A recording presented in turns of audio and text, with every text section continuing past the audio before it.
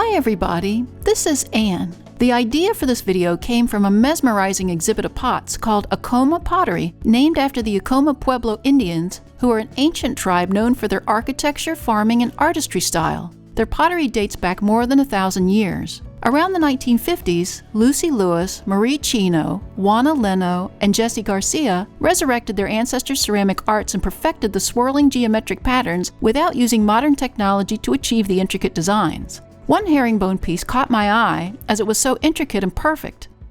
I thought it'd be fun to challenge myself and see if I could replicate it on my own pot. After one failed attempt, I think I finally figured out how to approach this project and share it with you, although in a bit more contemporary way, of course. This pattern has the most interest on a pot with severe angles, so I created a bottle vase. I set that on a banding wheel. I need to divide the bottle into eighths. I like to use my trimming spinner. The eighth divisions are marked by the green lines. I centered the spinner over the opening and made pencil marks as evenly as I could.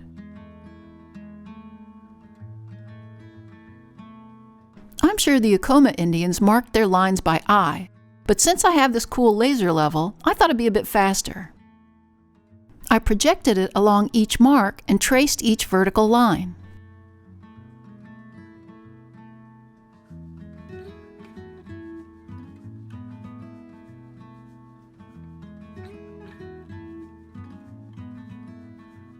Using my measuring tape, I marked each 1/4 inch down on the vertical lines. I knew if I had extra space along the top and bottom of the pot, I could make those areas into borders.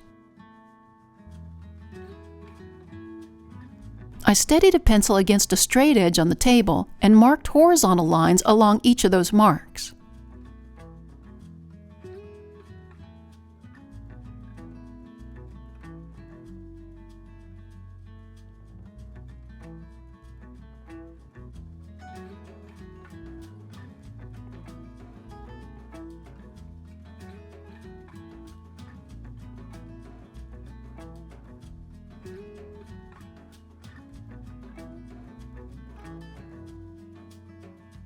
As you can see, I'm left with lots of sectioned off rectangles. I need to divide each of those boxes into fourths. I'm starting on this row, as each box on that row can easily be divided into 4 centimeters.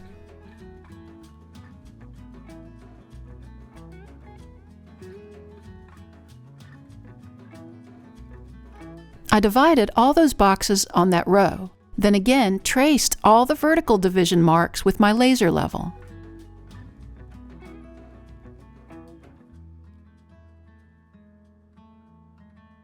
Now I need to connect the intersections along one of the rows. I started from one corner to the opposite corner, then back down, creating a triangle. I pulled the pencil up to the connecting top corner and drew an upside-down triangle. I followed down that line and traced a right-side-up triangle. I continued this pattern all the way around one of the rows.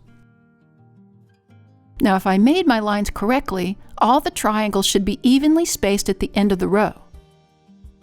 Once I had that one row completed, I used the black underglaze to fill in the triangles. Now, I'm going to use a small detailer brush to paint with, but you can slip trail the underglaze if you're more comfortable. The Acoma used brushes made from yucca plants. You might be tempted to draw more rows of triangles before filling them in with the black, but just completing one full row around first will be much less confusing once you start filling in more rows. Now I'm working right on the banding wheel, steadying my hand with my pinky finger, touching the pot. It might be easier for you to hold it in your lap, and if you do, place a towel under the pot and lift the pot each time you need to turn it around so as not to smudge or erase completely all your pencil marks. If I accidentally painted outside the lines, I lightly scraped off the excess underglaze as I went.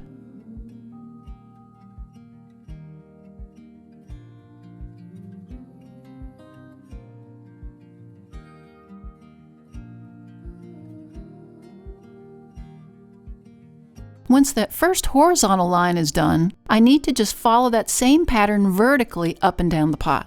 This row has an upside-down triangle, so I'll stack upside-down triangles all the way up and down the pot, simply connecting the dots between my lines.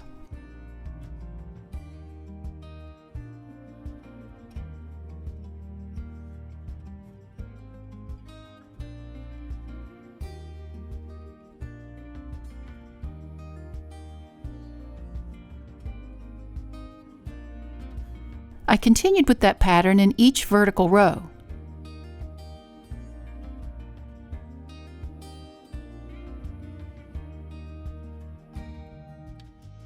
Now here's one that I made earlier. I bisque fired it, went over several of the triangles again with underglaze, then put 3 layers of Amico clear glaze over it, and high fired it to cone 5 with a 6-minute hold.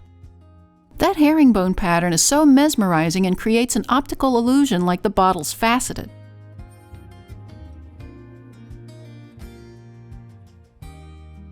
That pattern was so much fun, but I wondered if I really needed to be so particular about the measurements. I thought I'd try a free-handed version. I started with a curvy bone-dry piece. I free-handed marks along the top rim so that I had 8 sections. I wasn't worried about making them evenly spaced. I thought it'd be fun to curl the lines around the pot this time instead of being completely straight. And let's see what kind of pattern develops from that.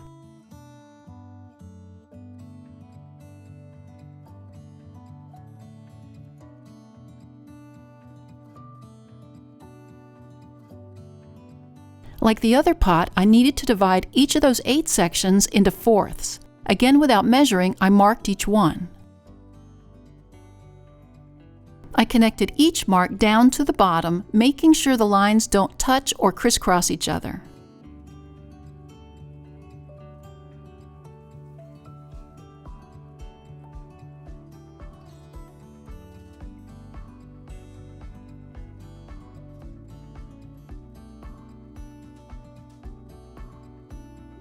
I then drew my horizontal lines around the pot. I intentionally made the marks wavy.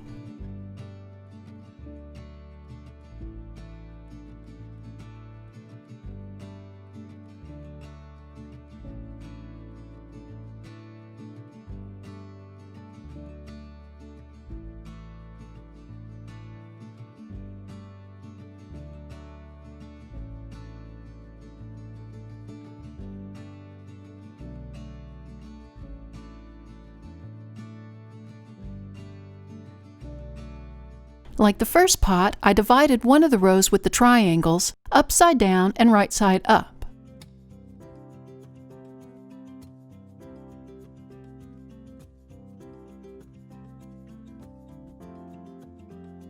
I filled in that first row with underglaze.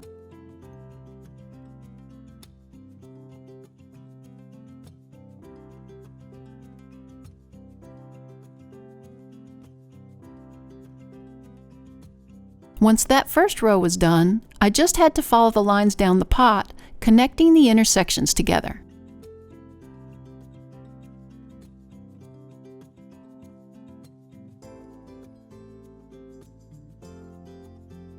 As I filled in the triangles, the pattern started to emerge.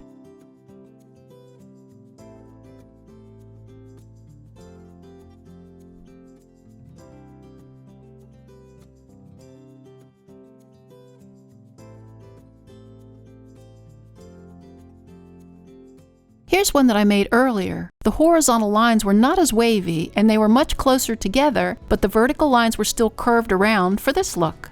Again, I bisque fired it to cone 04 and glazed it with Amico C11 clear glaze. I'm pleased with the design, even though the pattern isn't totally straight or symmetrical. This shows the flexibility of this pattern and how you can alter it in many other ways as well. Give it a try! Thanks to the newest members of our Little Street Pottery Research Facility team. If you'd like to join the team and earn a title, click on the Super Thanks button or the link to buy me a coffee. It also really helps us out if you hit that like button and subscribe to our channel. See you next time in the studio.